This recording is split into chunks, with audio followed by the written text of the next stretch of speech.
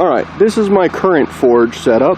What it is actually a rotor from the brake rotor right there with a carburetor air filter housing top with the arm cut off and some pipe welded on there. Okay, there's a little nipple right here that this 3-inch goes into. What I have is a blower, is a bathroom fart fan as we like to call them, with a dimmer switch. Now I picked up all that at Home Depot. I would like to get a hand crank blower down the road and a more proper forge, but this thing works well. I have a shower drain cover, and then I just took a piece of metal and kind of bent it around so that way when I had ash building up, it wouldn't be building up there, kind of taking up space. It helps with cleaning it out. That's my current forge system. It works fairly well. And I turn that on. I don't know if you can see all the dust coming out of there, but it works. I will probably need a better blower down the road because this thing has a little bit of a hard time getting up to forge welding temperature for larger pieces of material. Will it work? Absolutely. I've made quite a bit of projects with this. The frame is actually an old bed frame. I cut it up and welded it together. Now, I was lucky enough to purchase a welder.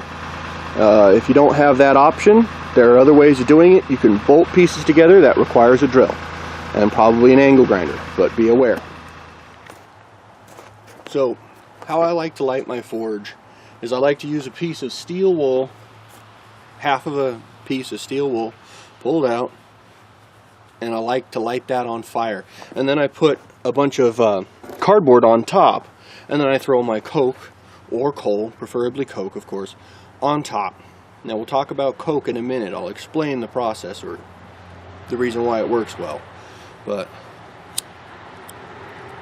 this will ensure that whenever you do light your forge, there's already something burning at the bottom.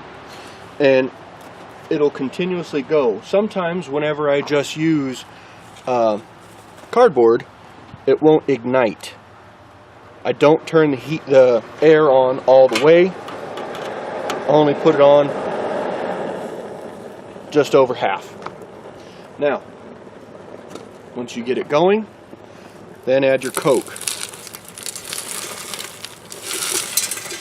You want to make sure that you leave a little bit of a spot for air to come out, so that way you're not smothering your fire. At this point here, turn up your air a little bit and get it cooking.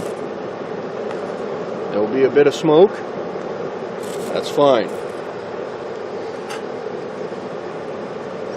If you have to, use your poker to create an opening.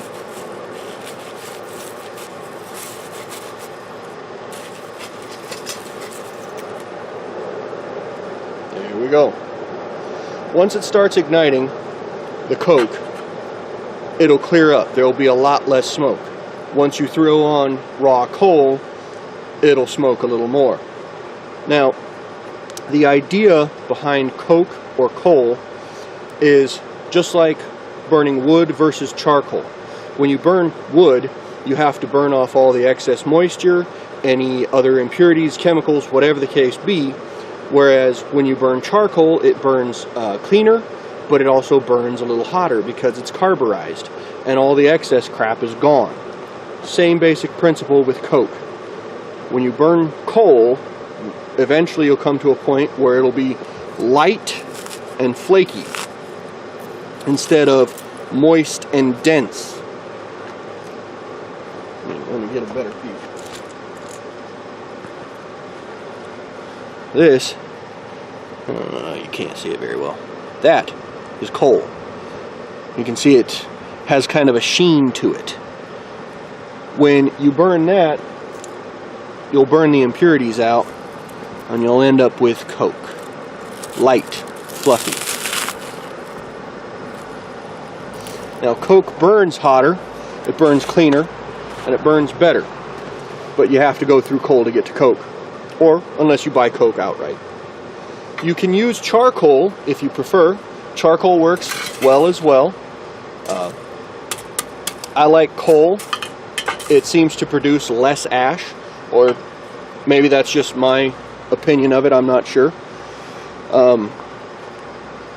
There's also usually less smoke once you get coal turning into coke. Plus, nothing says blacksmith forge like the smell of coal and the ring of an anvil. Once you've got your forge started suitably well and you can see the flames, I like to add some regular coal then. I just pull it around the edge.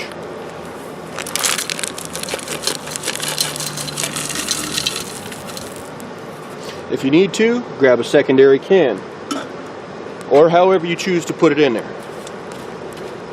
Now, I like to adjust a little bit so that way I can create good start, get it turning into coke, and then I reduce my heat so that way I'm not wasting material.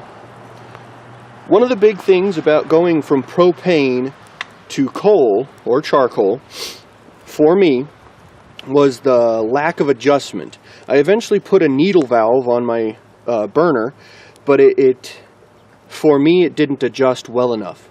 With this here, I can completely control everything just by the flow of the air, which is a simple little piece down here. It's just a dimmer switch, if you will. Now, I have the air still going, and it's doing well. So, I'm going to give that a minute. I'm going to get some more coal and put it up around here, and then we'll get started on something.